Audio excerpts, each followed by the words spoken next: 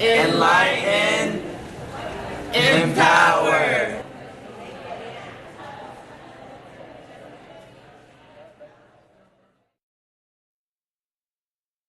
All right, let's talk about, there was a movie that he touched on, and he actually called it, do you guys remember? He called it the most racist movie. Yeah. Right? What was it? And if you got, do you guys remember? It was Rules of Good job. Rules of Engagement. And do you remember the names of the actors? Samuel Jackson. Yeah, Samuel. So you guys are knowing which movie I'm talking about. Muhammad, what do you want to say about that? Well, the movie first starts off as Samuel Jackson playing the American soldier, and He was a Marine, I believe, yeah. Marine, opening fire on a group of Yemenis. Yeah, he was in the Yemen, yes. Arab women and children, and it started out to be an innocent group. As Tommy Lee Jones' character comes in as an investigator to look into the matter of what happened, he begins to he sees things that, like, he sees a little girl that got injured and lost her leg.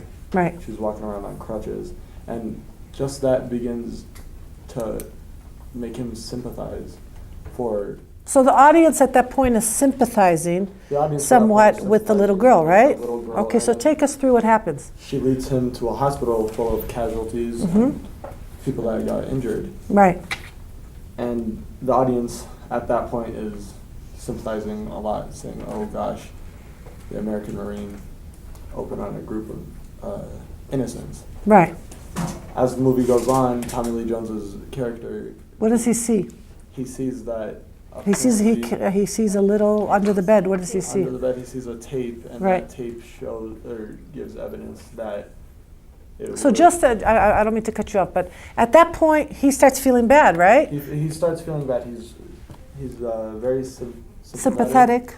He's very sympathetic towards the innocent group that were massacred, basically. Yeah. And he then finds this tape, and it shows him differently. It shows that this innocent group opened fire on the American Marine. So correct me. He hears an Arabic person speaking, and on the tape it says that they wanted to actually open fire on the Americans, right? Yes. So just when the audience is starting to show sympathy for the Arab Yemen, the people in Yemen, the movie takes them. The twist happens, and then everybody flips, right? Yes. And what happens? What is Samuel Jackson? How does he end the movie? What does he say? What is his famous? Well, after they killed and injured all the people, all the so-called innocent people of the group, his final words were "mission complete." Yeah. How did that strike you? Basically, that line shows that they weren't just a bunch of Yemenis that they just massacred, children included. So it's basically justifying a massacre. Exactly right. Juju, what do you want to say? Just one scene in that movie that really disturbed me was the picture of that same little girl that was handicapped because she lost her leg. That showed her pointing a gun at Samuel Jackson. And it really disturbed me because I felt like they were trying to justify murdering the innocent people, and they were putting a violent face on an innocent child. So what we all know, what humanity knows to be innocent, which is children, they were turning and saying, oh, don't be fooled by her innocent face, she's actually a terrorist. Exactly. They dehumanized a little girl, right? So they left no room for compassion on any level. None for the people, and certainly none for the little girl anymore. That was horrific. So it's like they're, like in that movie, they're showing that don't look at Arabs as innocent, they're actually terrorists and dangerous and bad people. Bad people, that's the message, right?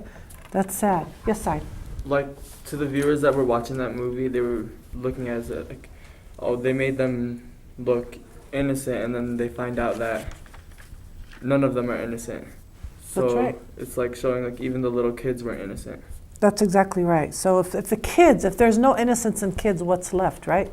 Who's going to feel compassion towards anybody anymore? Yes, Hamza. It starts to degrade people's emotions towards even massacring of innocent people. Yeah. And, do you remember the scene where they actually show all the corpses and the bodies. Yeah, they just they show were killed. all the pieces of bodies And- that were and- ripped up by and- machine guns. Even innocent people who really didn't have anything to do with the Yemenis people firing at the Marines. They were included in the body count, and they even showed a child mourning at his mother's dead corpse. Mm-hmm. It sort of starts to degrade the viewers. It starts to dehumanize how the viewer looks at, well, people that were involved with terrorists. That's just exactly- Arabs in general. That's exactly right. Made them not feel sympathetic towards the innocent people that were killed. That was, and ultimately that was the objective, right? Yeah. Exactly. Yes, Danny. By taking away the innocent face of that little girl, it made the audience have a harder time empathizing with these people who were all dead because, according to the tape, they started it, so they were the ones who opened fire on the Marines first, so they deserved to die because that's how they alternatively made it seem. Is they see this little girl who's no longer innocent, and it makes it harder because these people are no longer innocent. That's exactly right. That is so true, huh? So sad, right? So yeah, I wonder how many people saw that movie, right? I'm sure it was a big hit. But then again, did anybody question it? No. So we need to get out there, right? We need to be scrutinizing these movies. We need to be owning our identity, right? All right. Okay. There was another movie, it was called Cast a Giant Shadow. Do you remember Kirk Douglas? I don't know, you guys aren't familiar with him, but he was an actor there. And he was portraying an officer, and he is dialoguing with another person, and he talks about, this is about when Israel was being declared a state. He has a line. Does anybody remember what he says? He describes them. Yeah, it's How pretty does he? much like, What does he say, Hamza? they're gonna push them all back into the Mediterranean. Well, he says no. He says something about that, and then he says it's just a little country surrounded by 5 big Arab countries, right? Mm-hmm. And then he says do you remember what he describes them? He says they're just there are people with no guns or weapons, right? Yeah. And they just want what? Just a little piece of the desert, right? When somebody hears that, what are they thinking? Oh, poor them. They start to feel like empathy with the Israeli side. Right. It starts to degrade, Dehumanize dehumanize the Palestinian. the Arab countries and That's right. Palestinians fighting for their land. And Exactly. what was originally supposed to be theirs. That's right. That's right. Did you want to say something? Well, me personally, as a Palestinian, I felt really, really sickened by this movie because Palestinians are some of the most sweetest people you'll ever meet, the most generous, most caring about others. Like, they'd give up their right for anyone, basically. And I felt like because they portrayed us as, like, terrorists, as such hateful people, as crazy people that just want to kill all these Israelis, which is exactly the opposite. If a Palestinian sees an Israeli dead, they're going to sympathize as much as if it was a Palestinian child or Palestinian dead as well. So it was sickening to me to see this as my people being portrayed as these crazy, barbaric people that just want to go and kill all these Israelis and get their land back. And what you're talking about is the different scenes that they show, because the documentary touches on several movies that portray Right. Palestinians as terrorists. They even show women as terrorists, as bombers. So they dehumanize the Palestinian people. That's what you're referring to for those out there who haven't seen the documentary. So you're absolutely right. Did you want to say something? Yeah, I just wanted to say that with these movies, it's just another form of propaganda. And for us, not only as Arabs, but also for some of us being like Palestinian, our voices can be the tool used to as a weapon to fight the propaganda that's portrayed not only through mass media, but these movies that are watched by too many people all over the world. That's exactly right. And there was one movie that we saw inside the documentary was when the Palestinian woman murdered an Israeli family and took a screwdriver into their heads. Well, I think it was her leg. Yeah, it was And imaging. it was a false image. It was. Yeah. So what's the point of showing that image, Jasaid? What was their objective? the Palestinians look guilty for all the innocent deaths. And to make them like monsters, right? Yeah, look like monsters. They're They just want to kill everybody. They just want to kill everybody. And is that the truth? No. Absolutely. And yet, Palestinians as victims, you don't see any movies that actually depict them as the victims that they are, right? Mhm. After all, they're the ones that were uprooted, right? Yeah, they were the ones that welcomed the Israelis to. Exactly, the Jews, absolutely. And yet they're not portrayed as such. Right. Not in enough And I would movies. say Yeah. the way the Jews treated, or the way the Germans were treated by the Jews Mhm. or other way around, the way the Jews were treated by the Germans in the Holocaust The Nazis, yeah. would be the same way the Palestinians are being treated by the That's Israelis. how you're starting to feel, right? And you're talking about the state of Israel here, so we distinguish, right? There is legitimacy to that. Yes. After all, they do say history repeats itself. History does, but it's unfortunate that it does. Yep. It shouldn't have to, right? It shouldn't have to. And we're not trying to stereotype, all Israelis, because that's what Absolutely. we're talking about here. That not all people think the same. Absolutely. In fact, there's many Israelis that don't condone the disagree. acts of Israel. Thank God for them, right? Absolutely. That's the last thing we would do. Yes, Mother. Oh, I was going to say that I don't know if you guys remember when McCain was going against Obama, and I just wanted to talk about how it does affect how people think, because there was that rumor that Obama, he was Muslim and Arab, he has that descent in him, and there was that lady who came out of nowhere who was talking to McCain, and she was like, Obama, I don't like him, he's a Muslim, he's an Arab.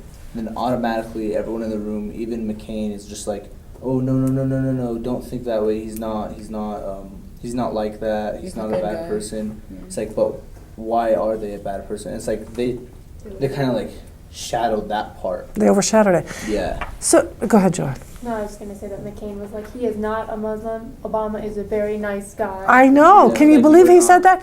How many times did we hear through the whole election, and to this day we hear Obama's a Muslim, and then somebody says, no, he's not a Muslim. How many times have you wanted to say, well, what if he was a Muslim? Right? Did you not? I mean, I know I have. I've had the urge to, what, is it so wrong? Is it a bad thing? So how come we haven't been saying that? Right? How come we haven't been reaching out and calling people and saying, why is it? It's okay. Because So what? they might think he's a bad person. They might think, is it bad for him to be a Muslim? But that's in our opinions. We don't think he's a bad person, but people think if he's Arab, he's just going to be supporting us. So what do you have to do about that, Aya? Well, I know. What do we have to do? Spread awareness.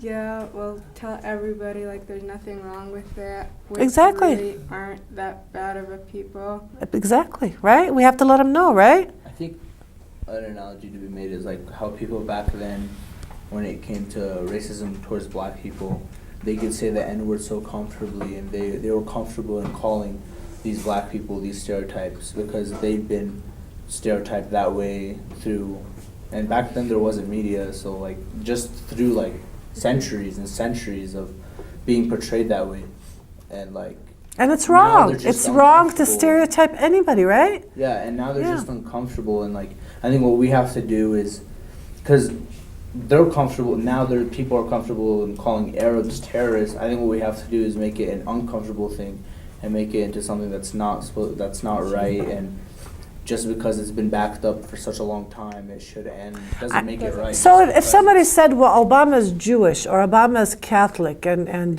we shouldn't vote for him, would that be okay? It doesn't matter. Why should it matter if a president is Christian, if he's Catholic, if he's Jewish, if he's Muslim? It If he's shouldn't agnostic, matter. If what he's does atheist, matter? it doesn't Absolutely, matter. absolutely. It doesn't matter. It shouldn't matter. Unfortunately, but they get away with it, right, Daniel? We live in a country that has the freedom of speech and freedom of religion as a big part of the Constitution. That's very And true, this right? is why it should not matter. It shouldn't what matter. religion the president was. It's we're all American. That's all that matters.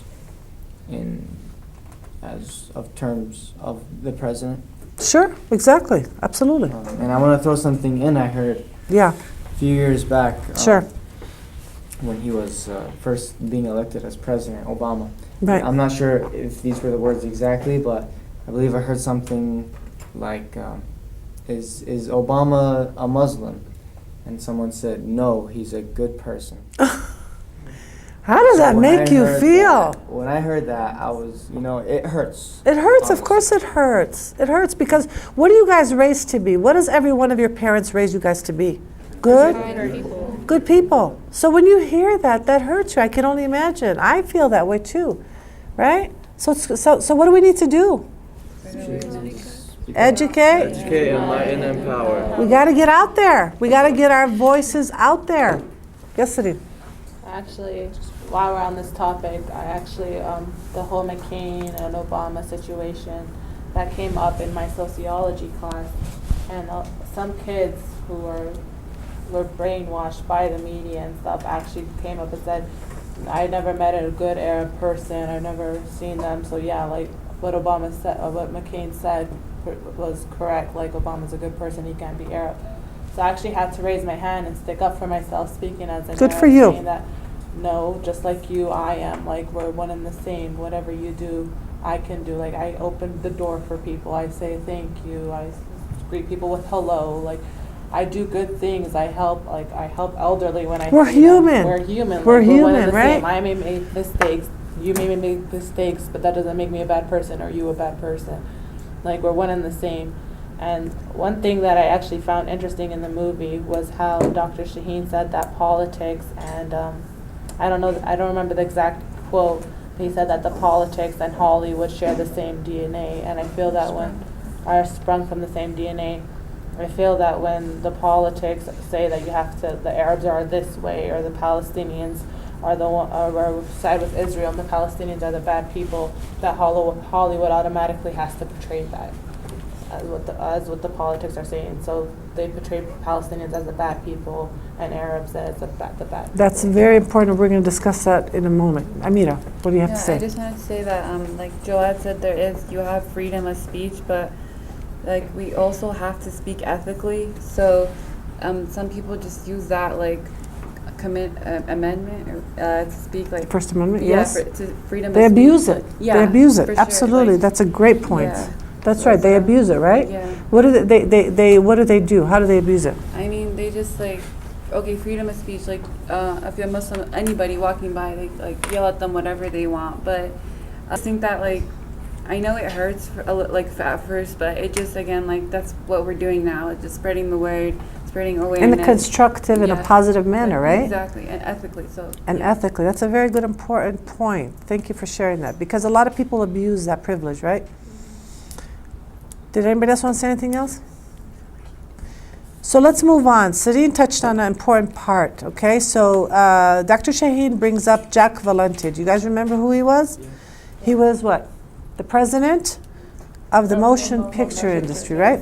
And the exact quote was, Washington and Hollywood spring from the same DNA, right? Yes. What was the significance of the analogy, of the comparison? What was it? Why DNA? What did he mean by that? So throughout history, you could sort of see, even back in the 40s when World War II happened, so many movies sprung about World War II events. Like, it just goes with the timeline, but it's starting to be where even if during a war, during the Iraqi war, and that Arabs are bad, just during the 90s also, it also sprung a whole bunch of movies showing that Arabs are bad just because of the time frame. And it's sort of like Hollywood sort of takes circumstances that are happening in modern day and sort of like puts it into their movies, but they don't put it into their movies. They sort of like polish it up with touching it up, sugarcoat it, yeah. Yeah, triple coating it, like sugar coating it with stuff that nobody with a little bit of sense would take it in, but people who really haven't met an Arab would be like, wow, they're that way. Exactly. And it just sort of sets a mindset for them.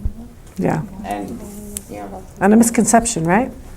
Janine, do you have something to say? Yeah, I think along with what Hamza was saying, I want to add that from that quote, what I understood was that basically the foundation of Hollywood and the politics in DC.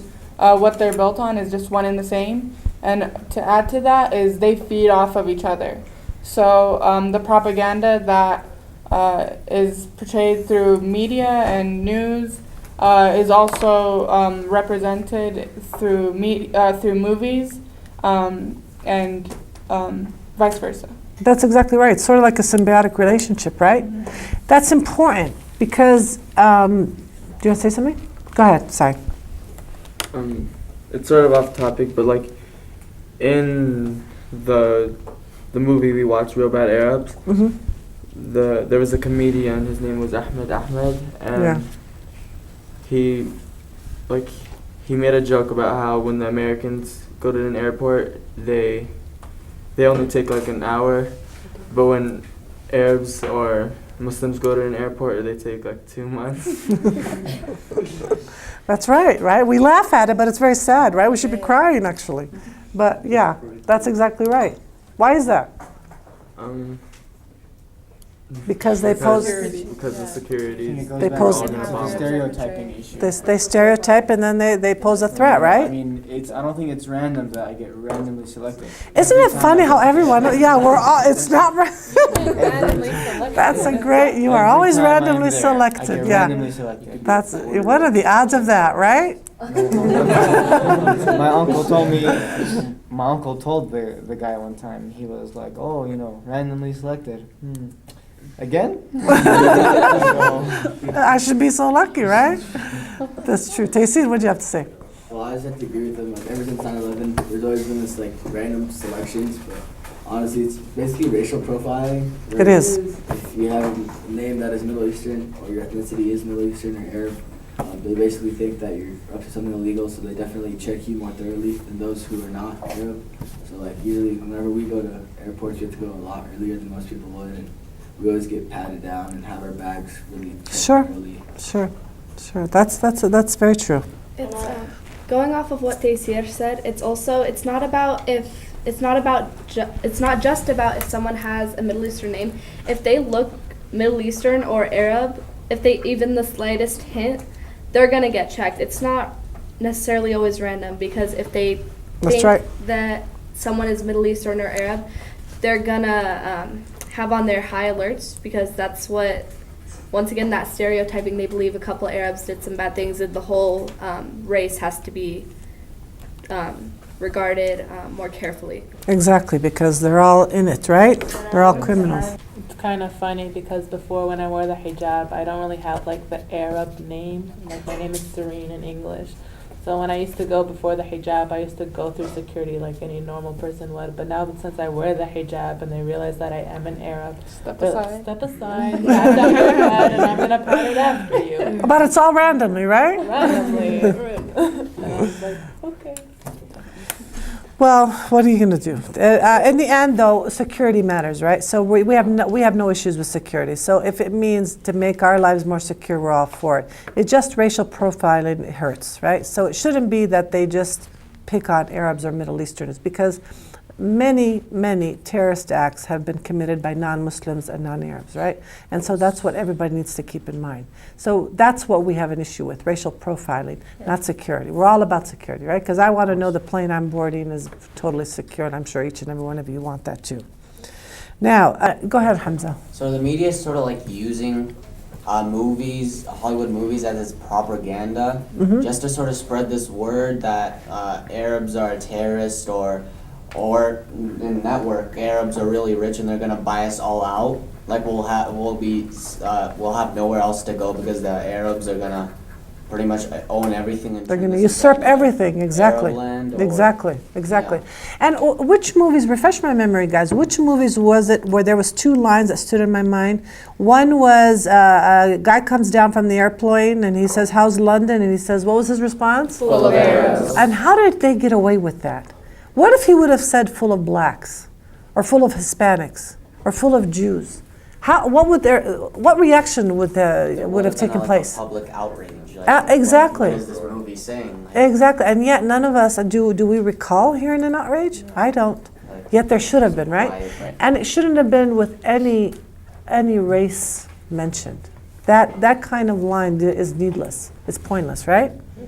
It's Go ahead. just ironic in a way because if, say, a producer or someone famous were to straight up say Arabs are idiotic and just have so much money to throw around, it would be frowned upon. But if they put it in a movie and they put an Arab character and they make them seem like an idiot or seem like rich out of their mind and with no sense of values, it's suddenly okay.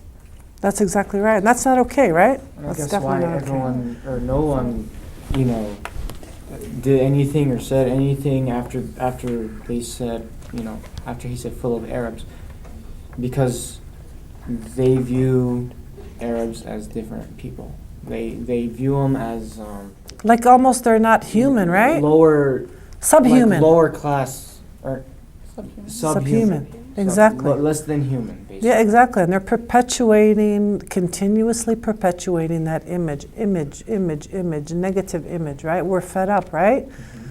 That's true. Yes, it is. Wasn't it in the same movie that he said that all they had were their animals on board and how the flight attendant had to like put their Sheep sheep and goat. and everything? I know that was degrading. It was degrading. I don't know if it was in the same movie. I can't remember, but yes, that line was mentioned. It was To be honest, despicable. completely unnecessary. I guess like they could honestly, they didn't really need that little extra dig in there. Exactly.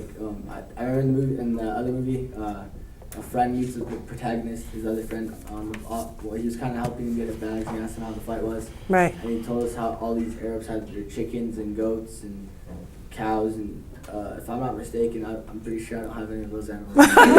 You sure? Exactly. That's exactly right. So why is it that the Arab and the Muslim are easy prey? Why is it open season on Muslims and Arabs? I guess it's because we don't. I mean, a lot of other races they act more quickly. Like we don't act fast. We're not as proactive as we should be. I think we should act more quickly. I think Definitely. Go ahead, Sidi. I feel that after 9/11, a lot of Arab Americans felt like if they went out, they would have been attacked by not all Americans, but there are those few that saw Arabs as in a bad light, and they automatically assumed that we're all like that. So they felt if they went out and spoke on their behalf, they were going to be attacked. So they became more introverted, in other More words. introverted, and they stayed kind of behind, and they just said, okay, let them talk, let them go. I'm not really like that, so I'm not going to say anything.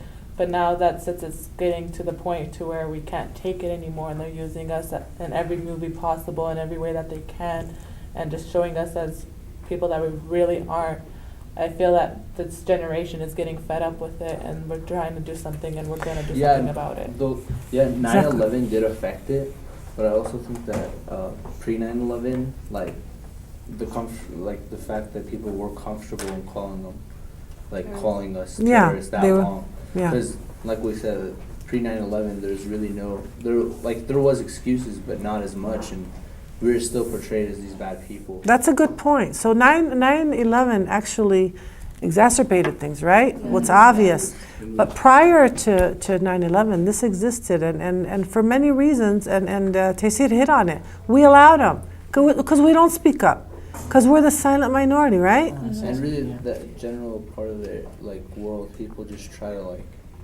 forget that it has any affiliation with media. Like they don't want it to be affiliated. Well, with they media. don't like to be in the limelight. They don't like to speak up, they right? don't want to put it in the limelight. Exactly. Like, hey, come over here, look at us. Let's just say these people are like the color green, but That's right. they really like the color blue. Good point. Go ahead, Joanne, and then Hamza. Yes. Earlier, I want to say 2 points actually. Sure. How pre 9/11, how this has been going on for years before 9/11 and is still going on. I think they are getting away with it because people are used to getting away with it, and it's not. How do I word this? What did Hamza said a word? He didn't use it in the right context at the time, but it's the perfect word to use now. Passive, right? It's because we've been passive. I burst your bubble? I took your point away. Is that it? No, not yet, but. Yeah, I guess that's a good way. That's the word. Yes, yes, that's a good word. Exactly. To put it in. Yes. That people, including ourselves, are being passive to when they are being, or to when we are being stereotyped. And I guess the second point would be that we've received so much that deep down, subconsciously, we really feel different than these people because of the treatment we receive, because of the humiliation that has caused us. So it affects us. I It- mean, it we're affects human, us deep right? down, We're human. We have feelings, right? So you need to let people know You know, this. as much as you try to let yourself believe that you live in America and should have every right an American should have, that's not the way it works. Wow. We're all profiled. And Wow, that's deep, right? How many of you feel that way? I'll be honest. Yeah. That's why, what do we need to do? Educate, enlighten, empower. That's what I'm talking about. You betcha. You betcha. Who wanted to talk? Yes, I Muhammad. feel like Arabs are also the easy prey because from the start, media hasn't viewed us as humans. They don't realize that we're humans. Just in that one of the movies, I forgot the name of it, but with Charlie Sheen. Yeah. Oh, yeah. He was a Navy SEAL, I think, right? Yeah. As soon as he gets done killing a couple Arabs, he goes on his walkie-talkie and he says, "Come on, let's bag them and tag them," as if we're Oh, my just goodness. pieces of walking meat. Piece it on meat. How did that affect you, Muhammad? How Well, did you feel? It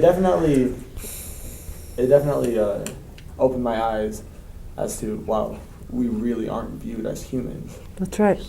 And I'm pretty sure it made us all want to go do something. How many of you want to be a producer now?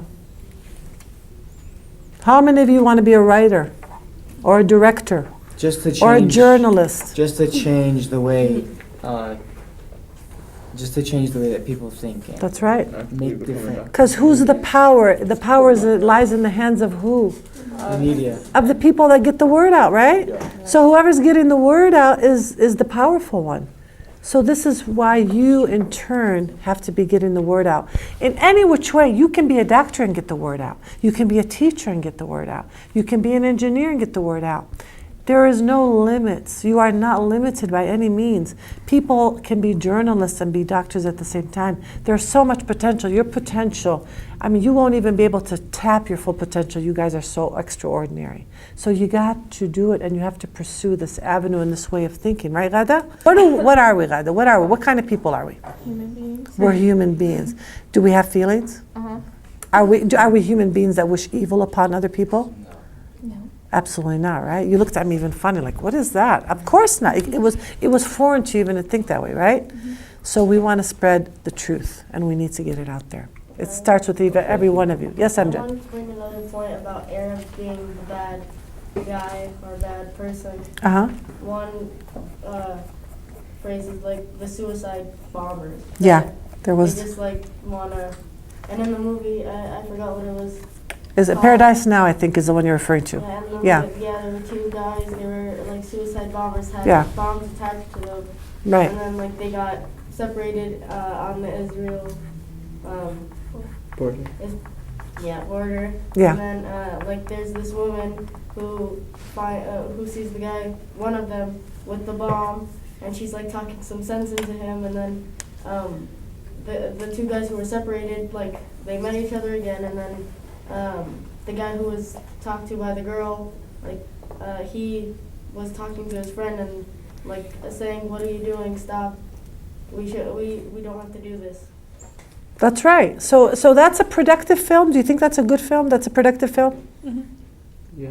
Because well, it does analyze the phenomena of suicide bombing, right? Right or wrong, or however they depict it, at least they try and attack an issue. Okay, and that needs to be dealt with too, because there are a lot of phenomena that need to be explained, and nothing is simplistic, especially when it comes to the Israeli-Palestinian conflict, right? Which hopefully in another discussion we're going to tackle that topic. But what do you have to say? Something at school a kid told me shocked me. What was that? And I don't go to public school, but he told me I won't be accepted to a public school. Why not? I asked why, and he told me because I wore this. Because you wore what? Because I wore the hijab. Wow. And I asked him, why does he think that? Accordingly, as his old school, a teacher wouldn't accept this girl into class because she wore this, so he thought no public school would accept me. I got offended right there because I was like, I'm the same as every other student. I can learn, I can pay attention, I can write down things I need to learn. So I didn't know what to think from right there. Like, How did you even answer him back? He probably scared you or struck you. How did you feel? like I felt okay. I don't want to go to a public school right there. Because he scared you away, right? But then my teacher spoke up. She was like, no, they will accept her. And I guess he felt stupid because he knew any public school can accept the students if they want to learn. So there's a lot of ignorance, right? There is so much ignorance out there. This boy told her something that he thought he thought it was the truth. Turns out it wasn't, thank God, right? But that's why we need to educate, enlighten, and empower. because you know what? There are a lot of people that don't know any better. They really are. And those are the people we need to reach out to and set straight. Yes, sir, Mr. Hamza. Okay, so I feel like older generations sort of had it hard, but they didn't really, I don't feel like they probably couldn't affect it as much. But now the newer generation is having to deal with it. The road may be much harder than it would have been if we would have tackled the situation long ago. But as long as you stick to the road, the mission will be completed. And That's right. What he just said right now, and what Aunt Sandra has been saying all night long, Yeah. is to get the word out. Has it been all night, Ma? Or all afternoon. Try all week long. Anyways, though. Go ahead. um, Continue your thought. What you've been saying, the reason that I think this generation more than any other generation is strong, like what Hamza's saying, is there's the social media and that's a tool, and all the modern media that we have and all the tools that we have, but also that this generation more than any other generation can form their own subjective opinion, and before that it was like listen to your parents, and they would listen to their parents and they would listen to their parents, and it was just it wasn't your actual opinion, it was just something that you were taught was objective, this is Albuquerque, but you want to know what's in Albuquerque, is it dry over there, is it wet, does it rain a lot, you want to look into it, and I think You that's need to look something that into this it. generation is doing. And That's right. breaking Thank that. God, And right? that's what I think is important. So you're breaking that frame of mind. That's exactly right. Good for you. Did you want to say something? Kada? Okay, so going back to Aya's Yes. note that she just made, Mm-hmm. from the kid that asked her that, Yeah. or told her that, Right. that just shows you how social media brainwashed everybody, and That's how right. it just shows you that. How it's prevalent because of media and social media, right? People are brainwashed. That's why you don't take things lightly. Anytime you can make a change, you need to, okay? Because you definitely want to make a change. You definitely need to make the change, and it starts with you. Yes, Daniel. This is just kind of a little personal side story. Sure. As a young girl, I went to a private school that preached Islam, and it taught me how to speak, read, and write Arabic. And I would always get treated differently because I was an Arab. And as a young girl, I didn't understand why these people treated me differently, because maybe I looked, I had Arabic traits like in my face or whatever. But I never understood why these people treated me differently. And my first year I went to public school, they did treat me differently. It was in 5th grade. And you would think these kids are still young and they don't know that much, but the way that they had seen Arabs before, I guess they thought I was like that. So it took me a very long time to realize that how they're portraying me as a terrorist, as a bad person or whatever is not true, because I was confused. I didn't understand why they would think, I happen to think I'm a nice person, I'm a good person, but these people made me seem like I was bad, and I didn't understand why, and it took me a long time to realize that they were just, it wasn't true, they just So what was the believed it. word that Jadine used earlier? Preconditioned. So they were preconditioned to think of you that way. And just because you're affiliated with a group of people, you happen to have an Arabic name, you happen to be you're Palestinian, of Palestinian descent, they made the assumption. They stereotyped you. And that's a form of what? Prejudice, racism, hateful discrimination. So that's why. But it's good that you realize that, and now look at you, look how vocal you are. You do have a mouth. Your mom told me. I'm gonna be honest right now. Yes. In, Be honest, Amjad. Yes. about 2 years ago, that's like when I learned about 9/11. Uh-huh. Am I really a bad person? Like, You questioned yourself? yes, Wow. I question like, am I bad because of like that they're What so they're said, saying. yeah, what they did and Wow. that they're so said Muslims. Wow. And then, but then I learned more over the years, and then I learned that it's not me, it's them. Like they choose to do bad things. It's just because they're Arabs or Muslims, it doesn't mean that I'm bad. Just because they're bad. And I'm sorry that for you to have to go through that. That's very sad. But you came out with the right conclusion. That's absolutely nothing to do with some politics and fundamentalists. And it said they run very deep, right? And they do go hand in hand, and they do feed off of each other. So what do we need to understand? Go ahead. I just want to add what I think is because Americans have been preconditioned to believe that the Middle Easterners or the Arabs in Iraq, that they are the enemies, and that it wasn't hard for us to invade because it would serve as like a form of defense, protecting ourselves against an enemy, which they're not. Exactly, that's exactly right. Because of the image that has been portrayed, right? So if they think of Arabs as subhuman, and Arabs as barbaric, and Arabs as intelligent, and Arabs as villains, is it hard to sell them the notion that we need to go and invade their countries? No, there's a couple of questions I want to talk to you about. The first thing is, in light of the United Nations, maybe you guys are aware of it, just took place in New York, there was President Obama went in front of the General Assembly, right? And he made a long speech, and one thing stood out, and I want to quote him. He said, "It is time for the world, especially Muslim communities, to explicitly, forcefully, and consistently reject the ideology of Al-Qaeda and ISIL." Unquote. What do you guys feel about that? Sri? I agree with him on the basis of us as Arab Americans, we do have to start speaking out and portraying ourselves as not those bad people that the media is portraying us to be, and that we're not terrorists who go around throwing bombs at everyone, just wanting to kill any American or any kind of people that we see.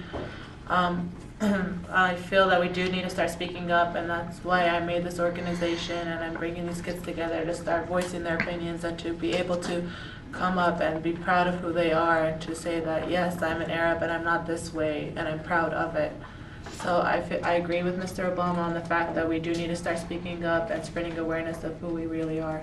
So on one hand, you do agree with the fact that I think we all agree that we all need to become proactive, right? Yes. So there's no denying that. I think it's time. I think it's long overdue. I think we can all agree with that. What other thoughts do you have? I felt kind of good that he mentioned that, just so that maybe Arabs will be awakened. But also I was insulted kind of that it's gotten to this point. However, I think that it is our responsibility. I'm glad that we have this opportunity to be here because this is where it starts. So I want to thank you, but it is our responsibility to combat the pervasive and the prevalent issue of the stereotyping that has become so common. And I just think it's really important, and this generation is going to be the one, I'm convinced, to make the change. So Yeah. There is that, but it also reminded me that there is a preconditioned society that we have that shows that we need to justify ourselves and we need to point out that we're not like them because everyone already thinks that we are.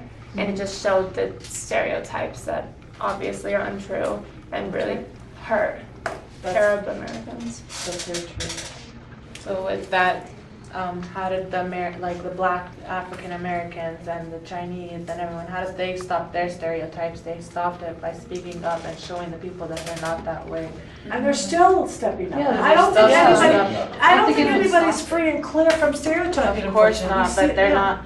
The only way to overcome it is to speak up and to show people that you're not going to take it and that you're not that way. If you're not going to, then they're just going to keep on, they're going to go against you. Perpetuated it. Absolutely. Absolutely.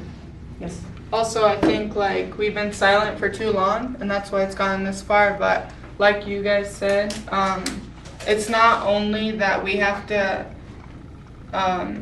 convince people that ISIS doesn't represent us or Qaeda doesn't represent us, but like I think it's just been too long, and that we need to start talking because everybody all has this preconceived notion that they do represent us and that we are this evil, mean, angry group of people. So it's not a matter of just having to do it. It's like a responsibility because there is that misconstrued image of us out there. That's exactly true. And like for speaking up, we have to speak up, and like we feel bad for what's going on, like in the movies and everything, like our generation and generations before, and like we don't want this to keep continuing, us feeling horrible or anything like that, especially for generations after. That's exactly right. Just as easy it is to be misled by these stereotypes, it's just as easy to be educated by the truth. That's so true. Very, very powerful statement. Yes, Hamza. Well, I was just gonna add, it's quite irksome that we keep on having to deal with this same situation over and over again. Yeah, it's getting monotonous, And like right? it's finally gotten to the point where we have to stand up for what really is true to our hearts, and so The red-hearted, right? yeah, Case? yeah, hearts, and finally just stand up for what's right. And That's right. That's it. It's time, right? So we're almost to the end. I have two more questions left. The first one is, who wants to tell me the overall message of this documentary? What do you get out of it? If we can put it in a nutshell. Yes, Stacey. I think the overall message was that we've let all these preconceived notions and all these stereotypes go on for too long, and we've let people step all over us, and we haven't really stepped up or done anything. And we've been kind of like the butt of every joke, kind of like the other end. And I think it's time that we finally step up and speak for ourselves. That's exactly, I second that. Right? Yeah. It's time. Yes, Sam. I think the overall message is that Arabs are not terrorists. We're all the same people, and we're all human beings that we should be treated the same as Americans. And we have all the same red heart. Yeah, that's what I'm talking about. Good job.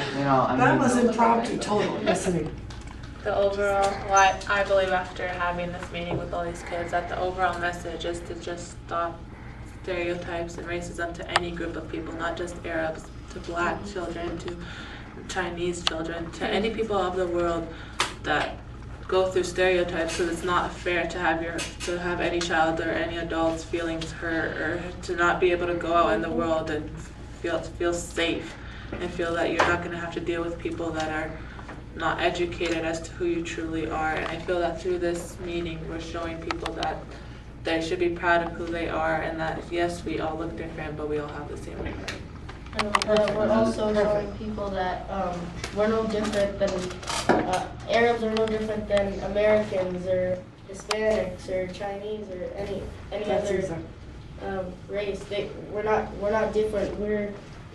I don't know why they're putting this bad image on us. Like they're just targeting us because they think we're weak. Exactly. We're going to change that, right? Yeah. Through education, light, and power. Yes, we got the message. Just have to go right ahead. Another message that I think that this documentary is going to bring, and the Red Hearted is going to bring, is that the empower. I really just want to highlight, because we've already had it educated and enlightened. So like I think we really do have the power to change it, and I think that if we can spread the mentality that the Red Hearted has to have and what was setting started here, if we do spread that, then like without a doubt we can change what people say about us, and we can get rid of those stereotypes and the way the media portrays us. So I think,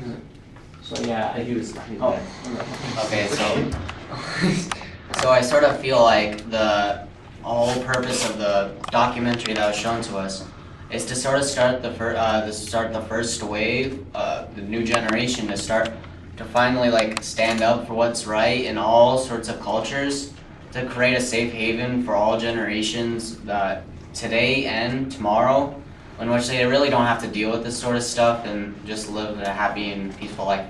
That's exactly right. Yes, babe. I think the overall goal here is to just spread like consciousness in general of spread consciousness of who we are as a people, our traditions, our culture, and us individually. And I think what we're doing here, grassroots networking, pretty much grassroots media. I like that. Yeah. Grassroots networking. I like that. Grassroots networking, grassroots media is the only way, you know, like, is one of the only ways that we can use our voices as a critical thinking tool and change what people think. So that's exactly right. So I think the bottom line would be, we're all Arab American, and we all deserve the same rights, and we definitely should not be discriminated in the way that we have been today. I concur. Absolutely. That's the goal. Yes, Another ma'am. thing, I think like the next time someone asks me what my race is, I'm just gonna say human instead of, you know, having to say Arab or like black or, you know, all these things that have sadly negative connotations to them. And yeah, we should, I mean, that's all what we are, human. So. That's true. That's very true. How many did you already tell? Anybody? Daniel, do you want to speak? I know you all have said so much amazing things. I'm so proud of each and every one of you. I want to read something that a dear friend actually sent to me today, just by mere coincidence. She said, "We want to raise our children so they can take a sense of pleasure in both their own heritage and the diversity of others." Mm-hmm. Do you know this is a quote? It's a quote by Fred Rogers. Do you know who Fred Rogers is? Mr. Rogers. Mr. Rogers. Yeah, How that's many what I was of you thinking. I'm remember like, Mr. wait. Rogers, right? That wonderful man, right? He passed away. But he was a man ahead of his times, and he had the foresight to say that, right? And that's exactly the truth. I know as a parent, that's how I feel, and I know how each and every one of your parents feel. And we want you to carry this message on, and we want you to live your life according to this message. You celebrate your own heritage, but you also respect the diversity of others, correct? I want to take this time to absolutely thank each and every one of you. You are all, I am impressed, I'm honored to be in your presence, really. And I have no doubt that your generation is going to be the generation that makes the difference. And I'm so glad that we're going to be here to watch you, okay? And we're going to help you with every step on the way. So until we meet again, and there's going to be a next time, what are we going to do? Educate, enlighten, empower. All right, good job.